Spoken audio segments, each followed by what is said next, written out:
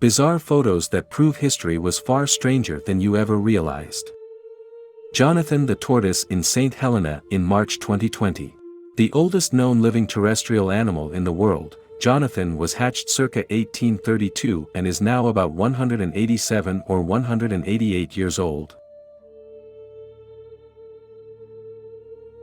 A man holds a Krumlauf, an experimental curved rifle barrel attachment developed by the Nazis during World War II in order to shoot around walls and over barriers. The impractical device was produced in small numbers and never saw much use in the field. A man wears an early version of roller skates powered with pedals and wheels, 1910. English archaeologist Howard Carter first opens the innermost portion of King Tutankhamun's tomb soon after its discovery near Luxor, Egypt in 1922.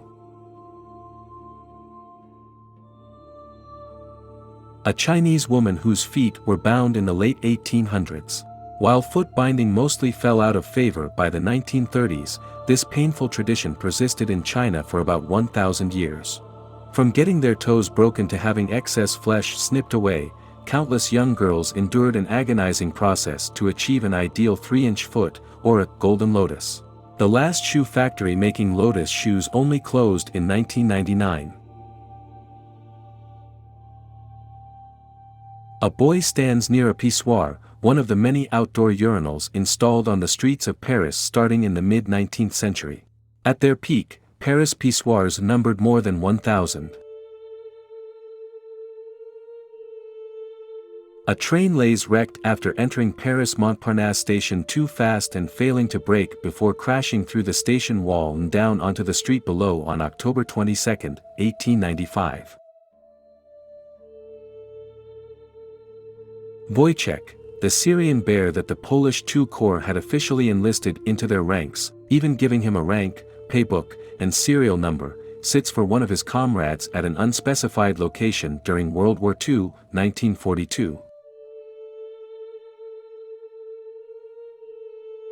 Inventor Hugo Gernsback models his television goggles for Life magazine in 1963.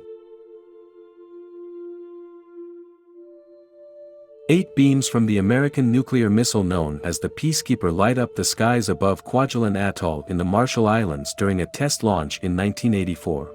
The Peacekeeper could launch up to 10 nuclear warheads at 10 different targets simultaneously.